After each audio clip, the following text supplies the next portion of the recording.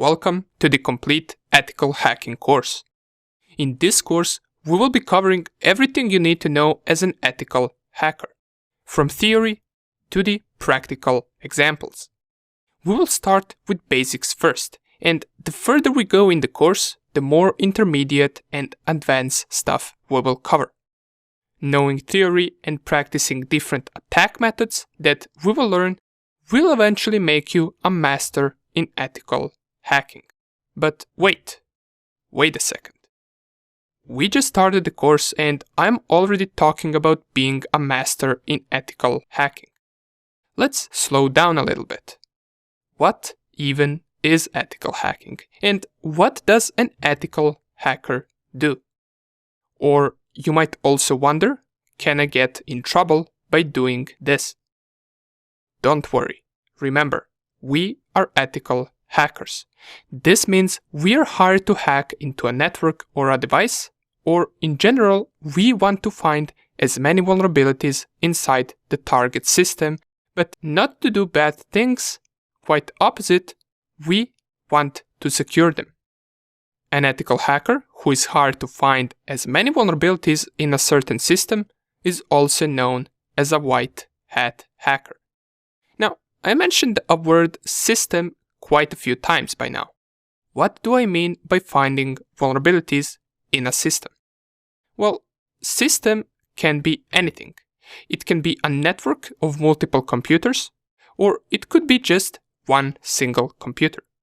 It could also be some company's server that they keep their important data on. We could also be targeting a web page or a website. A vulnerability, on the other hand, is anything that could allow someone to have an unauthorized access to that system. We are there to discover them and secure them. But why are we doing this? Well, as you know, there are the bad guys, or also known as black hat hackers. Their goal is also to find vulnerabilities in a system, but not to secure them.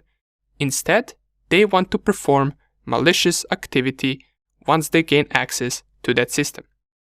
That is the difference between a white hat hacker and a black hat hacker. A white hat hacker is there to find vulnerability, notify the person that hired him, and let him know of a possible unauthorized access. You can think of us as a cyber police. We are there to protect. A black hat hacker, on the other hand, is there to perform malicious activity such as stealing your data. They could also try to steal your online money. They could install a virus or a keylogger on your PC and track everything that you do. They can go as far as doing something like stealing your identity. However, the methods white hat and black hat hackers use can be quite similar. The difference is we as white hat hackers must make sure that we have a permission to target a certain system. An example would go like this. We get hired by a certain company. That company could have a website, different networks with computers inside the building where, for example, employees work. It could also have large servers and databases holding important company data.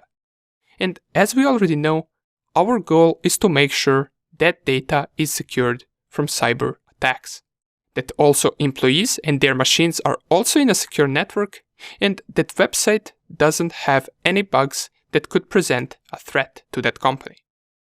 How do we do all of this? Well, we do it by attacking the company. We act as a black hat hacker would, but with a different goal. Okay, but here we come to another problem. You might be wondering, well, how am I going to learn this? Or how am I going to practice this? I just said that we need a permission to attack any system, right? Well, don't worry. We will simulate all of these targets with the help of our home devices, and also with the help of virtual machines. It will be exactly the same, just this way you won't be breaking any law while you practice, since the targets that you will attack will be yours. Okay, more about virtual machines later. Right now I want to give you a small challenge. One of the biggest online cyber attacks is something called phishing. In most cases, phishing is an act of black hat hackers tricking you into entering some of your private data, such as usernames and passwords, into a web page that isn't to be trusted. This is one of the ways how they steal online accounts. Let me show you. Here I have two Twitter login pages. One of these two that you can see right here is a fake login page, and the other one is real. Let's take a quick look at them. So let's take a look at the first one. Here it is. And if we take a look at the second one, they appear to be exactly the same, right? Have you figured out which one is real and which one is fake? The first one that we saw is the fake login page, while the second one right here is real one. Let's mention some of the obvious reasons why this page right here that you're looking at is a fake login page that can be used to steal your account. Even though they are identical at first glance, if we take a closer look, we can see it doesn't really have twitter.com as the website name. Instead, we have some random IP address in our search tab, and this is the biggest indication that this page is indeed a fake page and that you shouldn't enter any private information here. The original page should be twitter.com.